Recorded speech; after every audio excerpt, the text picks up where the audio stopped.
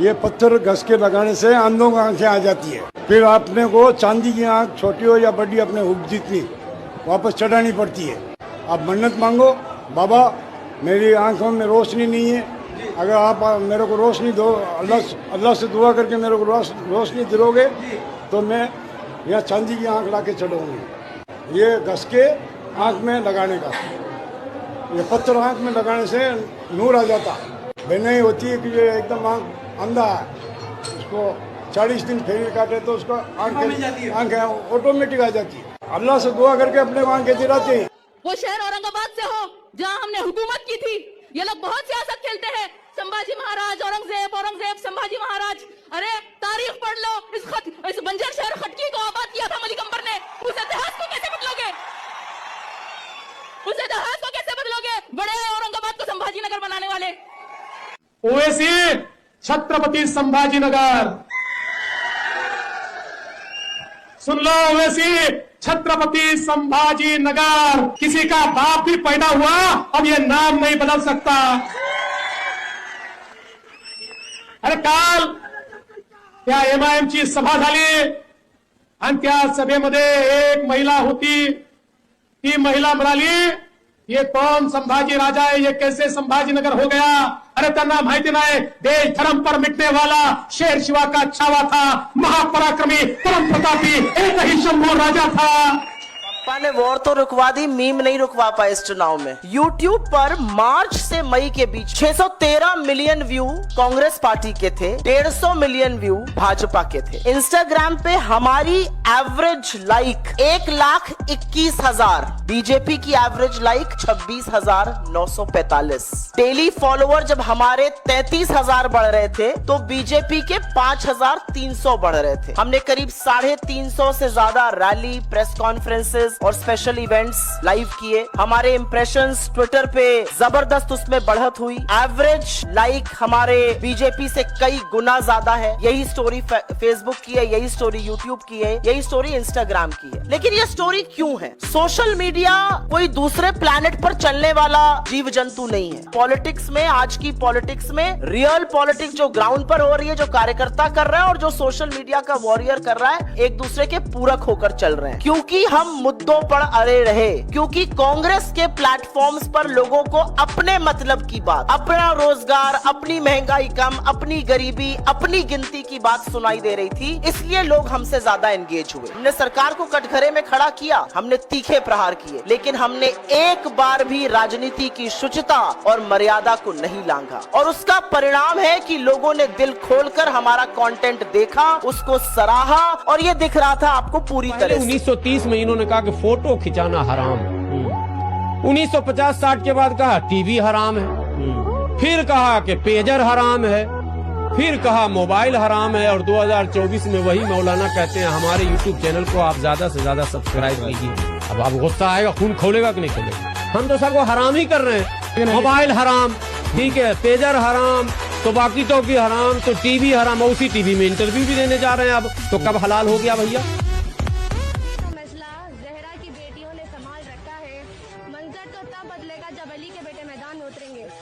और ये देखो बेटे मैदान में उतर चुके हैं। तेरे की क्या मजा ले रहे बेटे। और जिसके लिए महाविकास आघाड़ी, जिसमें शरद पवार की राष्ट्रवादी कांग्रेस और उद्धव ठाकरे की पार्टी ने ये शर्तें मंजूर की है, उसमें से कुछ मुख्य शर्तें ये है कि आरएसएस पर प्रतिबंध लगाया जाएगा, वक्फ का जो संशोधन बिल है उसको रद्द किया जाएगा, इनके मौलवियों को 15,000 रुपए की पेंशन दी जाएगी और मुसलमानों को 10% का आरक्षण मिलना चाहिए। अतिक्रमण हटाने के लिए इनके लिए कानून बनना चाहिए। पुलिस भर्ती में ये लोगों के लिए खास जगह होनी चाहिए। और सबसे मेन, जिस तरीके से महाराष्ट्र में हमारे महापुरुषों के नाम पर जो शहरों के नाम बदल दिए थे, ये उनको वापस लेंगे। और सबसे लास्ट में यही कहूंगा कि अगर आप अब भी अपने भाईचारे पे कायम रहोगे तो ये भाई आपका चारा बनाकर काटने वाले जल्द ही है। छत्रपति शिवाजी महाराज की इस पावन धरती को अगर आप ऐसे ही रखना चाहते हो तो इनको वोट के जरिए उत्तर जरूर दे। जय श्री राम जी। इसी डिबेट में संजय गुप्ता भी मौजूद थे, आप भी मौजूद थे। आपने हिंदुत्व शब्द इस्तेमाल करना ठीक नहीं सर। हाँ, हिंदूपन होता है। क्या हिंदूपन और होता है? क्या हिंदूपन? हिंदूपन होता है। हिंदुत्व क्या मतलब? हिंदुत्व क्या होता है? हिंदुत्व क्या होता है? देखिए, त्व जो है, मैं पहले भी इस बात को बता चुका हूं, त्व एक प्रत्यय है। ब्राह्मण ब्राह्मणत्व, स्त्री स्त्रीत्व, हाँ। ये अलग अलग चीजें हैं। ये इतनी लंबी बहस है कि आसानी से कई लोगों की समझ में ही नहीं आएगी। हिंदू तो कुछ नहीं होता। नहीं, कैसे नहीं होता है? माँ की ना हिंदू, मैं बताती हूँ ना। अभी मजा आएगा ना भिड़ो। माँ अगर वो ममता दिखाती है, उसकी ममता क्या हुई? माँ और ममता अलग चीज है। नहीं, क्या हुई आप बता दीजिए ना। अलग अलग चीज है। मातृत्व हो गई। पिता अगर ना पितृत्व। अब एक हिंदू अगर अपना हिंदूपन दिखाता है तो क्या हुआ? हिंदू अलग चीज है, हिंदुत्व अलग चीज है। माँ की ममता मातृत्व, पिता को पितृत्व, तो हिंदू का धर्म हिंदुत्व कैसे नहीं हुआ भाई? कौन है ये लोग? कहां से आते हैं? साथियों, शाम का समय है, पुणे की नगरी है। देशवासियों को 370 का हमारा जो निर्णय है, जिसको उलटने का कांग्रेस खेल खेल रही है, उनको दिया दिखाना जरूरी है।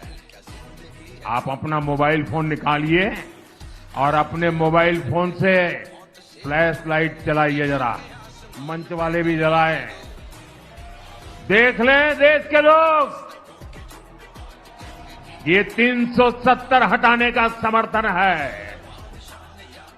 देश अब कश्मीर को दूर रखने के लिए तैयार नहीं है।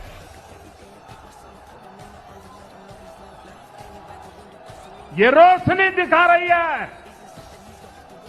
कि मेरे महाराष्ट्र के लोग, उनकी देशभक्ति को कोई चुनौती नहीं दे सकता है। बोले भारत माता की, भारत माता की, भारत माता की। कांग्रेस को वोट देने जरूर जाना हिंदुओं। ये देखो जो मैं आपको स्क्रीन पर डाल रहा हूँ, उसको पढ़ लो एक बार जरा। अगर पढ़ने की जहमत नहीं उठा सकते तो मैं पढ़ के सुना दे रहा हूँ। जामियत उलमा जिला लोहरदगा का पैगाम। मौजूदा मुल्क के हालात को देखते हुए और मरकजी हुकूमत का मुसलमानों से ताल्लुक में जो रवैया है, और जिस तरह मुसलमानों को एनआरसी, यूनिफॉर्म सिविल कोड तथा वक्फ बोर्ड कानून लाकर और घुसपैठियों के बहाने डराया और धमकाया जा रहा है, इस सिलसिले में जमियत उलमा झारखंड से मशवरा के बाद जमियत उलमा जिला लोहरदगा मुसलमानों से अपील करती है कि ये वक्त का तकाजा है कि मुसलमान मुत्तहिद होकर इंडिया गठबंधन को अपना वोट दें और दिलाएं। और कुछ क्लियर करो। आउट ऑफ कंट्रोल उनको छूट दे दीजिए। जैसे वो महोदय हैं हैदराबाद वाले, उन्होंने कहा 15 मिनट के लिए भारत की सरकार हट जाए, तो 15 मिनट के लिए छोड़ देना चाहिए और तारीख तय हो जाए, आ जाएं, जिस मैदान में आना हो आ जाएं। इसमें कौन सी बात है? ऐसे डरा करके आप हमारे साथ रहोगे? आप कहते हो कि हम भाई हैं आपके, आप हमारी माँ गौ माँ को माँ नहीं मानते हो, तब भी हम हमारी उदारता देखिए, तब भी हम भाईजान कहते हैं आपको। कहते हैं कि नहीं कहते हैं? जबकि भाई कौन होता है? जिसकी माँ कॉमन हो। तो आप हमारी माँ को माँ कहना नहीं चाहते। भारत माता की जय बुलवाते हैं, आप नहीं बोलना चाहते हो। हम गाय को माँ कहते हैं, आप उसको माँ नहीं कहते हो। उसके बाद भी हम आपको भाई कहते हैं, इतना बड़ा दिल दिखाते हैं, और आप कहते हो कि 15 मिनट के लिए छूट दे दो। हम कहते हैं कि भारत की सरकार को यह मौका दे देना चाहिए, 15 मिनट की छूट दे दे, आ जाए, देख ले कि किसकी बाह में कितना जोर है। महाराष्ट्र की जनता और उस स्टेट को तोड़ने का काम कर रही है ये अपोजिशन पार्टी। जिस तरह जिन्ना ने देश को तोड़ने के लिए जो मांगे की थी, वही सेम मांगे कर रही है महाराष्ट्र की ऑल इंडिया उलेमा परिषद। इनकी जो सिमिलर मांगे हैं वो क्या थी? पहला है मुस्लिम कोटा के लिए दबाव डालना, दूसरा सेवाओं और स्वशासित निकायों में पर्याप्त मुस्लिम प्रतिनिधित्व, तीसरा है राष्ट्रीय स्तर पर मुस्लिम उम्मीदवारों के लिए आरक्षित सीट, चौथा है दोनों मुस्लिम रीति रिवाजों आदि पर निर्णय लेने में शरीयत कानून की प्राथमिकता। देखो, इससे आप और हम ये तो अंदाजा लगा सकते हैं कि महाराष्ट्र का विभाजन करना चाहते हैं, लोगों में भी और स्टेट में भी। तो अब महाराष्ट्र की जनता को तय करना है कि उन्हें डेवलपमेंट चाहिए या फिर इस तरीके का बंटवारा चाहिए, मतलब समाज के हर व्यक्ति का भला चाहिए या फिर इस तरीके से जातिवाद धर्मवाद करके लोगों में भेदभाव करना। तब देश आजाद होने वाला था और आज महाराष्ट्र का विधानसभा चुनाव होने वाला है। तब भी मुसलमानों ने अपने लिए विशेषाधिकार की मांग की थी, बस अंतर है 100 साल का। और सवाल गंभीर है कि क्या इतिहास खुद को दोहरा रहा है? 1929 में पाकिस्तान के पप्पा मोहम्मद अली जिन्ना ने कांग्रेस के सामने 14 मांगे रखी थी मुसलमानों के लिए, और आज महाराष्ट्र विधानसभा चुनाव में ऑल इंडिया उलेमा बोर्ड ने 14 मांगे रखी हैं कांग्रेस के सामने मुसलमानों के लिए। ऑल इंडिया उलेमा बोर्ड की प्रमुख मांगे हैं कि महाराष्ट्र में एजुकेशन और नौकरी में मुसलमानों को 10% आरक्षण दिया जाए। महाराष्ट्र की जितनी भी मस्जिदें हैं उनके मौलाना और इमामों को 15,000 रुपया पेंशन दिया जाए और महाराष्ट्र वक्फ बोर्ड को 1,000 करोड़ रुपया दान दिया जाए। साथ ही आरएसएस पे प्रतिबंध लगाया जाए और 2012 से 2024 के बीच में महाराष्ट्र में जितने दंगे हुए हैं उनमें जिन मुसलमानों को गिरफ्तार किया गया है उनको छोड़ा जाए। साथ ही हिंदू संतों को गिरफ्तार किया जाए और बीजेपी नेताओं को भी गिरफ्तार किया जाए। ये मांगे हैं। वोट देंगे। प्रधानमंत्री कहते हैं एक है तो सेफ है, जब नांदेड़ आते हैं इसका मतलब क्या है? कोई गलत नहीं बोले इसमें, ऐसा गलत शब्द निकाल, उसका अर्थ गलत निकाल रहे हैं। ये गलत शब्द कुछ भी नहीं है इसके अंदर। प्रधानमंत्री यहाँ आते हैं नांदेड़ में और वो कहते हैं एक है तो सेफ है, किस तरह से देखते हैं आप? हम सेफ है, अगर प्रधानमंत्री है तो हम सेफ है। नहीं तो आज जो योगी जी ने बोले बटोगे तो कटोगे, तो ये हकीकत होगी। बटोगे तो कटोगे, ये सही है या केवल की जो मांगे हैं 17 मांगे बड़ी दिलचस्प मांगे हैं। इसमें बाकी सब तो है, वो ये कह रहे हैं 2012 से लेकर 2014 तक जो मुस्लिम आरोपी जेलों में बंद हैं उनके हिसाब से वो निर्दोष हैं। उन्होंने निर्दोष शब्द लिखा, लेकिन निर्दोष क्या है वो उलेमा बोर्ड नहीं तय करेगा और वो पॉलिटिकल पार्टियां तय नहीं करेंगी। तो उसमें यह भी लिखा है कि 2012 से 2024 तक जिन मुस्लिम्स को गिरफ्तार किया गया निर्दोष युवाओं को, उनको रिहा करेंगे। अब ये जो 2012 में जब याद आता है तो 2012 वही है जब मुंबई में दंगे हुए थे और उसके बाद मुंबई में क्या क्या नहीं हुआ था, वो सब चीजें याद हैं। अब उसके निर्दोषों को, सो कॉल निर्दोषों को रिहा करना और साथ साथ वोट जिहाद की बात करना, ये क्या पूरा पोलराइजेशन नहीं है? वोट जिहाद नहीं है। मैं अकेला था, मेरे बाप ने बोला तू अकेला संतान मेरे लिए है, क्योंकि तेरी माँ मर गई, तेरी बहन मर गई, तेरे चाचा मर गए, मेरा घर पूरा उजाड़ दिया क्योंकि वो घर जला दिया गया एक जमाने में। वो क्यों जलाया मैं नहीं बोलता, लेकिन जल गया, सब लोग मर गए। खड़गे जी अपने भाषण के दौरान ये तो बता रहे हैं कि उनकी माँ और बहन को जिंदा जलाकर मार डाला गया, पर ये नहीं बता रहे हैं कि उनको जलाया किसने।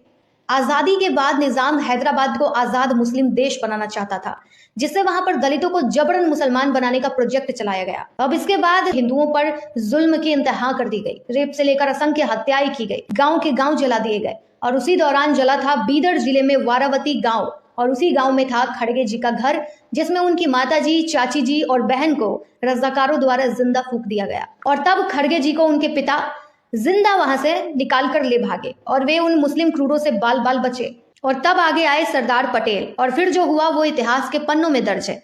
लेकिन आज खड़गे जी राजनीतिक कारणों से बोल भी नहीं पा रहे हैं कि कट्टरपंथी ने उनके परिवार को उनकी आंखों के सामने ही खत्म कर दिया था। आखिर इतनी बेबसी पालकर क्या पालेंगे ये जीवन में, जिन्हें अपनी माता बहन की मौत पर भी सोच सोच कर शब्द बोलने पड़ रहे हैं कि कहीं इनके पार्टी वालों की भावनाएं आहत ना हो जाए। आदिवासी महिला पति के साथ भयावह निर्धनता में मिट्टी के चूल्हे पर चावल को पीसकर धुसका बनाती। पति निहार रहे कि इतने कम संसाधनों में भी पत्नी कैसे एडजस्ट कर लिया है। मुख्यमंत्री हेमंत जी की पत्नी होते हुए भी चार्टर्ड प्लेन में भी बैठी तो भी पत्ते के बने दोने में मूढ़ी और धुसका खा रही, जड़ों को नहीं भूली। देख लागतो कि इत अपन घर जवार छथिन, जहाजबा पर बैठ गेलकिन लेकिन मूढ़ी खैनाए नहीं भूलल। फिर मैंने देखा किसी दुष्ट ने कल्पना जी पर रील बना दी कि वो तो ऐश कर रही है, ब्रांडेड कपड़े, गहने, बैग्स। आज एक आदिवासी की बेटी 1,20,00,000 की एमरल्ड जड़ित अंगूठी पहन रही है तो आपको पेट में दर्द उठ रहा है। एक वैलेंटिनो का 2 लाख का बैग ले लिया तो उससे आपको दिक्कत हो गई। जिस वैलेंटिनो का बैग है उसको तो कोई दिक्कत नहीं है। अरे झारखंड में खनिज का भंडार है,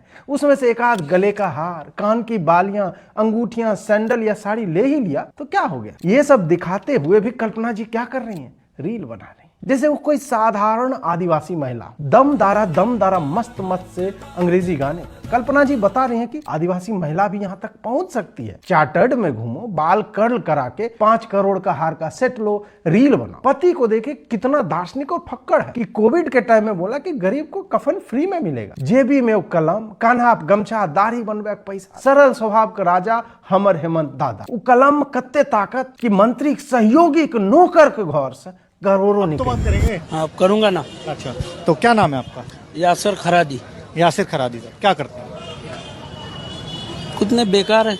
बेकार है मतलब बेरोजगारी है, हर भाई बोले ना बेरोजगारी है बोल के। अच्छा, तो मतलब बेरोजगार तो तो कुछ मैं, तो मैं बेकार हूँ। फिर खाने पीने के लिए कैसे क्या चला रहे पल्ला, कैसे चलता है, मतलब कहाँ चलता, भाई है, पिताजी है। अच्छा, वो खाना चलता। पीने का सब चलता सब। कब से यहाँ सोलापुर के ही रहने वाले हैं? हाँ। और यहाँ बीजापुर में ही रहते हैं क्या? बेगमपेट में रहता हूँ। बेगमपेट में? बेगमपेट यहाँ से कितना दूर है? पास ही में, ये बेगमपेट में ही आता। अच्छा, ये बेगमपेट एरिया में ये बीजापुर चौक आते हैं क्या? हाँ, बीजापुर बेस आता है। अच्छा, तो क्या क्या समस्या है आपके यहाँ पे क्षेत्र? बेरोजगारी है ज्यादा। बेरोजगारी ज्यादा है? हाँ। अच्छा, आपने कहाँ तक पढ़ाई की है? तीसरी तक पढ़ा। तीसरी तक। उसके बाद क्यों नहीं पढ़े, कारोबार में ध्यान दिए। बोला ना बेरोजगारी है, तो इसलिए जो है ना स्कूल छोड़ के काम में लग गए थे। धरती छत्रपति शिवाजी महाराज की धरती है, लेकिन कांग्रेस और उसके साथी अगर कसीदे पढ़ते हैं तो औरंगजेब की शान के कसीदे पढ़ते हैं। ये लोग वीर सावरकर को गाली देते हैं। बाला साहब ठाकरे जैसे ऐसे महाराष्ट्र के गौरव की सराहना करने में इनके मुंह पर ताला लग जाता है। और मैंने इनको चुनौती दी है, अगाड़ी वाले जरा मेरी चुनौती को स्वीकार करें। उनके युवराज के मुंह से वीर सावरकर की तारीफ में एक भाषण करवा दे जरा। मैं अगाड़ी के साथियों को कहता हूं, अगर उनमें दम हो तो उनके युवराज के मुंह से बाला साहब ठाकरे की जरा तारीफ करवा करके सुनाए महाराष्ट्र को। बांग्लादेश में हिंदुओं पर लगातार हो रहे हमलों को लेकर वर्तमान की मोहम्मद यूनुस की कट्टरपंथी इस्लामिक सरकार बड़े संकट में फंस सकती है। शेख हसीना की पार्टी आवामी लीग के एक नेता ने 800 पेजों के सबूत के साथ नीदरलैंड की इंटरनेशनल क्रिमिनल कोर्ट में बांग्लादेश की वर्तमान मोहम्मद यूनुस की सरकार के खिलाफ हिंदुओं पर अत्याचार और हिंदुओं के नरसंहार का आरोप लगाते हुए मामला दर्ज करा दिया है। क्या आपको भी लगता है कि बांग्लादेश की इस कट्टरपंथी इस्लामिक सरकार के खिलाफ सख्त कदम उठाया जाना चाहिए ताकि इन मजहबी उन्मादियों के हौसलों को ध्वस्त किया जा सके? कमेंट करके जरूर बताइएगा। जानकारी अच्छी लगी है तो और हिंदुओं तक इसे पहुंचाने के लिए वीडियो को शेयर जरूर करें। जय जय श्री राम। वाला संविधान दिखा रहा हूं, मतलब इसके अंदर जो लिखा है